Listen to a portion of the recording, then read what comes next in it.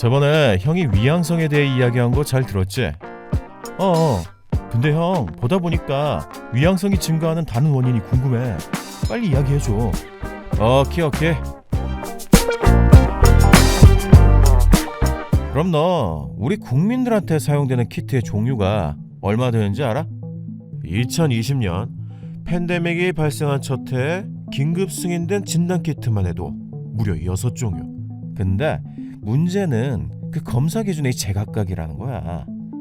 다시 말해 양성하고 음성을 판단하는 기준이 서로 다르다는 거지. 예를 들어 너가 보건소에서 검사를 받았는데 양성이 나왔어. 근데 좀 이상해서 다른 병원으로 가서 다시 검사를 했는데 이번엔 음성이야. 황당하겠지. 즉 어디서 어떤 키트로 검사했는가에 따라서 양성과 음성의 운명이 갈리는데 여기서 중요한 포인트가 나와. 바로 CT 값이야. CT 값? 처음 듣지? 키트가 다르면 이 CT 값이 다 다른데 그게 바로 운명을 결정짓지. 이 대목에서 CT 값을 한번 설명해 줄게.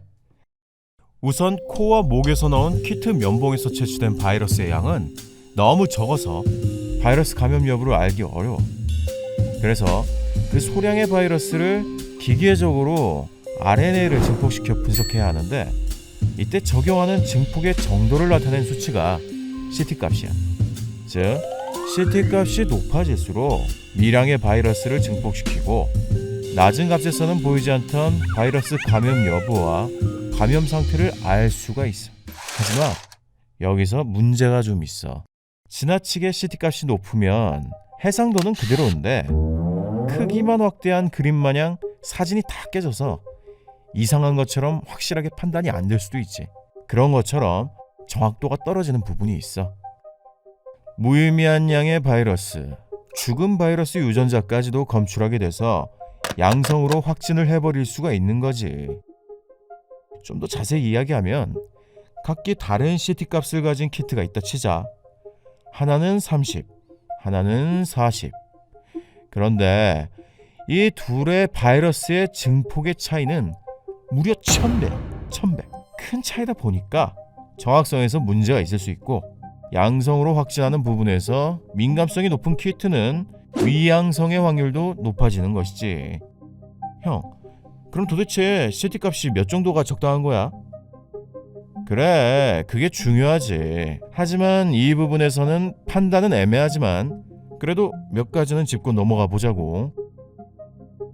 실제 국내 코로나 환자들을 조사해보니 CT값 28.4 이하에서만 살아있는 바이러스가 확인되었어. 외국 사례에서도 크게 다르지 않았고 28.4 이상에서는 바이러스 존재가 확실하지 않은 부분이 많았다고 해.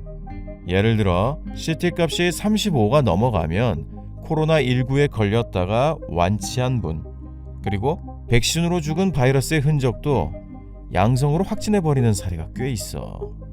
가짜 양성으로 판단해버리는 거지. 그래서 그런지 세계보건기구는 CT 밸류가 30을 넘지 않도록 권고하고 있고 그 이상의 값은 실험적인 한계가 있음을 경고하고 있지. CT 밸류 30 이상에서 양성 확진을 받은 경우 대부분 특별한 증상도 없고 다른 사람에게 전파할 가능성이 거의 없기 때문이야. 이를 뒷받침할 몇 가지 자료를 한번 보고 갈게. 한번 봐봐. 와, 보다 보니까 어렵긴 한데 그래도 CT 값이 다르면 나도 좀 불안하긴 하다. 양성으로 넣으면 나는 진짜 일도 못하고 안 돼. 그래, 좀 더 정확하게 확진 판단이 되면 좋겠지. 그 부분이 참 어렵고도 애매한 부분이야. 그래서 이러한 부분 때문에 세계보건기구는 코로나 환자를 판명할 때 PCR 검사 결과뿐 아니라 고열, 기침, 근육통과 같은 증상도 고려할 것을 원칙으로 하고 무증상의 경우 PCR과 항원 검사 두 가지를 최소한의 가이드라인으로 정하고 있어. PCR 검사만으로 무조건적인 양성 확진 및 격리, 치료 조치는 너무 성급하다는 걸 시사하는 거지.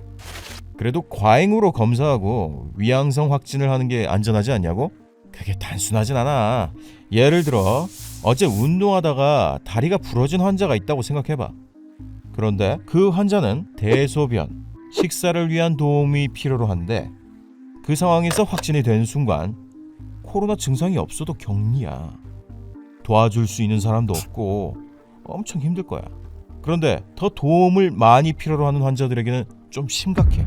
치매 등 인지장애자의 경우 이런 격리 자체가 너무나도 위험하지.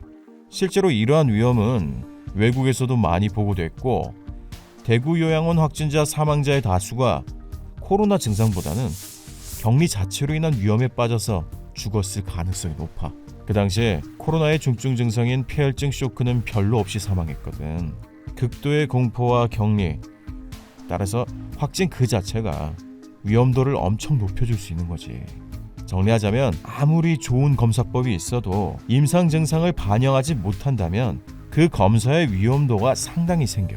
특히 아시아에서 질환의 숫자 혹은 중증이 별로 없는 무증상자의 위양성 비율이 80% 이상이라고 하니 참 우리 생각보다 격리라는 게 좋은 것만은 아니지? 맞아 형! 진짜 너무 좋은 정보인 것 같아. 그래, 이제 조금은 마음이 나아졌어? 항상 방역수칙을 지키며 조심해야겠지만 혹시 검사를 받는다고 해도 이 점을 유의하라고. 오케이? 그럼 형이 다음 시간에도 더 유익한 정보를 가지고 올게.